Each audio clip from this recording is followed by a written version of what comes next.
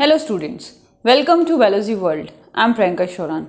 In the previous video, we have started the chapter Cell, the Unit of Life and discussed about cell theory and modern cell theory. Today we'll talk about the different shape and size of the cell and some characters of a prokaryotic cell.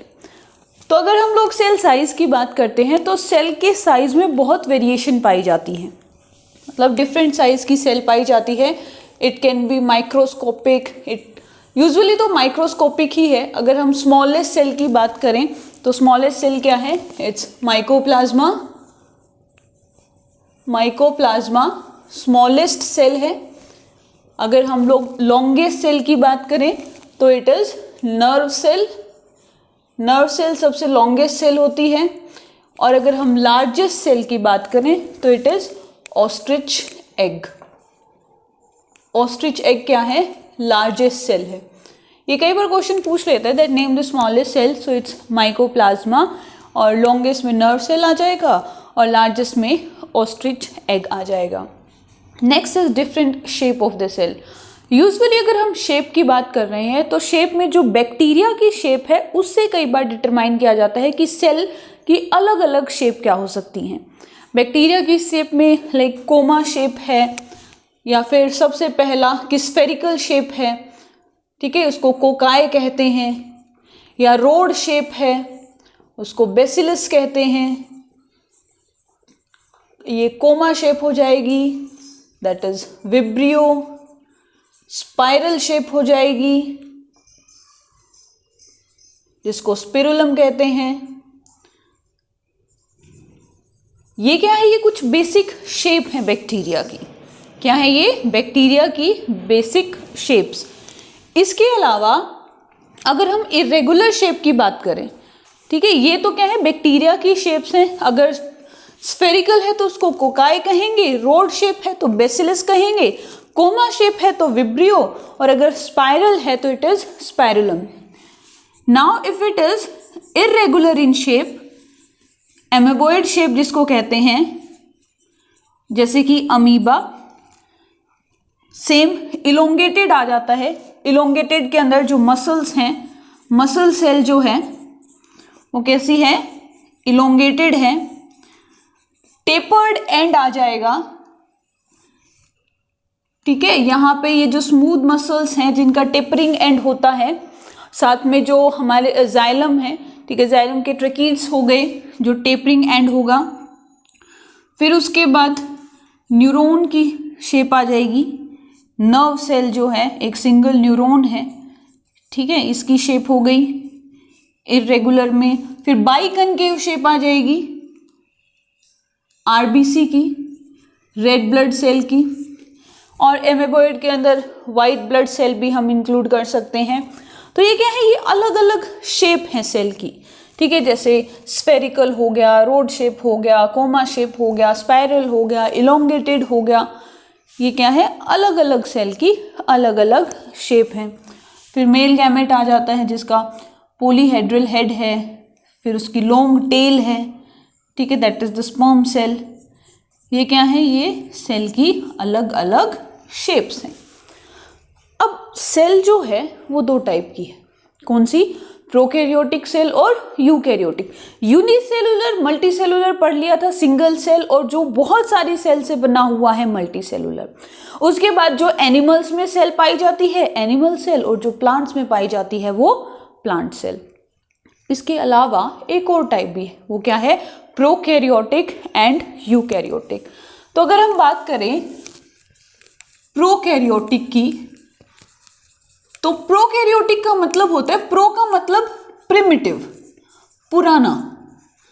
और ये जो word karyotic है ये derive किया गया है कैरियोन से. और यहाँ पे कैरियोन का मतलब है न्यूक्लियस. कैरियोन का क्या मतलब है? न्यूक्लियस. तो प्रोकैरियोटिक सेल मतलब ऐसी सेल जिसका न्यूक्लियस पुराना है, जिसका न्यूक्लियस प्रिमिटिव है, ओल्ड है. या फिर हम कह सकते हैं कि वो सेल जिनमें न्यूक्लियस डेवलप नहीं होता या न्यूक्लियस प्रेजेंट नहीं होता, ये सेल क्या कहलाती हैं? प्रोकैरियोटिक सेल कहलाती हैं. इसके अलावा जो यूकैरियोटिक सेल है, U मीन्स ट्रू, U का मतलब क्या है, ट्रू, और कैरियोटिक का अगेन न्यूक्लियस। तो वो सेल जिनमें न्यूक्लियस वेल डेवलप्ड होता है वो कहलाती हैं यूकैरियोटिक सेल। प्रोकैरियोटिक का सबसे बेस्ट एग्जाम्पल है बैक्टीरिया। क्या एग्जाम्पल है, बैक्टीरिया। तो सबसे पहले हम प्रोकैरियोटिक सेल के कैरेक्टर्स को स्टडी करेंगे और आज उसकी सिर्फ आउटर मेम्ब्रेन, आज हम सिर्फ प्रोकैरियोटिक की आउटर मेम्ब्रेन, उसका जो एनवेलप है उसके बारे में पढ़ेंगे। So if we are talking about the prokaryotic और we can call it a bacterial cell, तो इसका जो एनवेलप है वो 3 चीजों से बना हुआ है। वो 3 चीजें क्या हैं? फर्स्ट इज ग्लाइकोकैलिक्स, सेकंड जो है सेल वॉल, और थर्ड जो है सेल मेम्ब्रेन। मतलब एक जो बैक्टीरिया है जिसका पुराना सा क्या है, पुराना सा न्यूक्लियस है, या न्यूक्लियस जिसमें होता ही नहीं है, उसमें आउटर मोस्ट कवरिंग है वो ग्लाइकोकैलिक्स की होगी, उसके बाद सेल वॉल होगी, और सेल वॉल के बाद लास्ट में क्या है, प्लाज्मा मेम्ब्रेन होगी। तो प्लाज्मा मेम्ब्रेन क्या हो गई, इनर मोस्ट, ग्लाइकोकैलिक्स क्या हो गई, आउटर मोस्ट। ये ग्लाइकोकैलिक्स बनी किससे है? It is made up of non cellulosic, जिसमें सेलुलोज प्रेजेंट नहीं होता है, नॉन सेलुलोजिक पॉलीसेकेराइड्स, मतलब कार्बोहाइड्रेट है।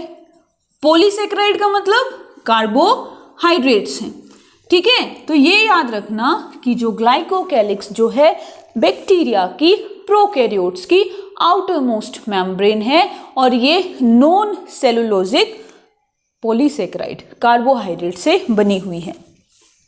अगर ये ग्लाइकोकैलिक्स लूज शीट फॉर्म में प्रेजेंट है, लूजली अरेंज्ड है, तो उसको हम कहेंगे स्लाइम लेयर। क्या कहेंगे? Slime layer. और यही ग्लाइकोकैलिक्स अगर एक हार्ड फॉर्म में प्रेजेंट है, हार्ड शीट में प्रेजेंट है, तो वो कहलाएगी कैप्सूल। अगर लूजली प्रेजेंट है स्लाइम लेयर, और अगर हार्ड कोटिंग प्रेजेंट है तो वो कहलाएगी कैप्सूल। जिन बैक्टीरियाज में कैप्सूल प्रेजेंट होता है उन बैक्टीरियाज को हम कहते हैं एस टाइप या स्मूथ टाइप ऑफ बैक्टीरिया। और इस कैप्सूल के कारण ये जो बैक्टीरिया है इम्यून सिस्टम से हाइड कर जाती है और डिजीज कोज करती है।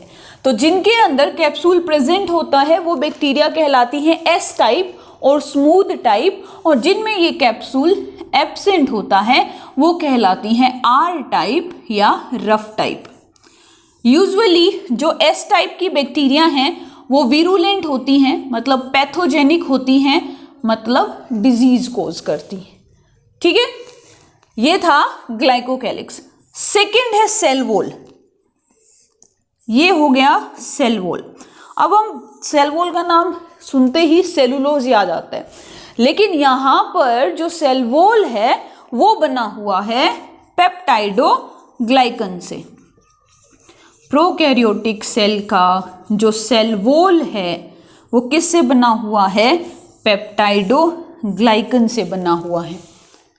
ये बहुत इंपॉर्टेंट पॉइंट है जो एग्जाम में पूछा जाता है कि बैक्टीरियाज का सेल वॉल किससे बना हुआ है? पेप्टाइडोग्लाइकन से। पेप्टाइडोग्लाइकन एक पॉलीमर है। इसके अगर हम मोनोमर्स की बात करेंगे तो इसमें दो, ये अगेन इट्स अ कार्बोहाइड्रेट है, कार्बोहाइड्रेट ही, इसमें 2 मोनोमर्स हैं, N acetyl glucose amine and N acetyl muramic acid, NAG और नैम, नैग और NAM, N acetyl glucose amine and N acetyl muramic acid. और इन दोनों को आपस में किसने बाइंड करके रखा है, किसने ज्वाइन कर रखा है? तो यहां पर एक बॉन्ड प्रेजेंट रहता है, that is beta glycosidic bond, beta glycosidic bond. तो ये देखो ग्लाइकोसाइडिक बॉन्ड किसके बीच में प्रेजेंट रहता है? शुगर्स के बीच में प्रेजेंट रहता है। Sugar that is a carbohydrate, तो पेप्टाइडोग्लाइकन भी कार्बोहाइड्रेट है। NAG N acetyl glucosamine and N acetyl muramic acid, ये मोडिफाइड कार्बोहाइड्रेट्स हैं, कंपाउंड कार्बोहाइड्रेट्स हैं, और इनको आपस में जो ग्लाइकोसाइडिक बीटा ग्लाइकोसाइडिक बॉन्ड ने ज्वाइन कर रखा है। Next is the cell membrane.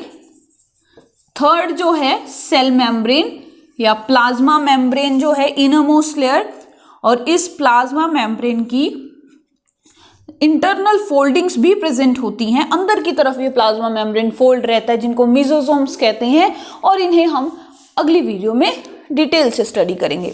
तो प्लाज्मा मेम्ब्रेन या सेल मेम्ब्रेन किससे बना हुआ है? लिपिड्स और प्रोटीन से। तो हमने तीन चीजें देखी, क्या? सबसे पहले glycocalyx which is made up of non cellulosic polysaccharide. Next is cell wall that is made up of peptidoglycan, and the third layer is cell membrane or plasma membrane which is made up of lipids and proteins। ठीक है, अगर ग्लाइकोकेलिक्स loosely present है तो क्या कहलाएगा? Slime layer, और अगर बहुत हार्ड कोटिंग प्रेजेंट है तो कहलाएगा कैप्सूल। पेप्टाइडोग्लाइकन किससे बना हुआ है? नैग और नैम से, और उनको बाइंड कौन करता है? Beta glycosidic bond. And cell membrane या प्लाज्मा मेम्ब्रेन तो हमें पता ही है, जो लिपिड और प्रोटीन से बना हुआ है। और ये तीनों मिलके क्या बना रहे हैं? प्रोकैरियोटिक सेल का envelope, outer most covering, protective membrane. ठीक है, तो आज के लिए सिर्फ इतना ही।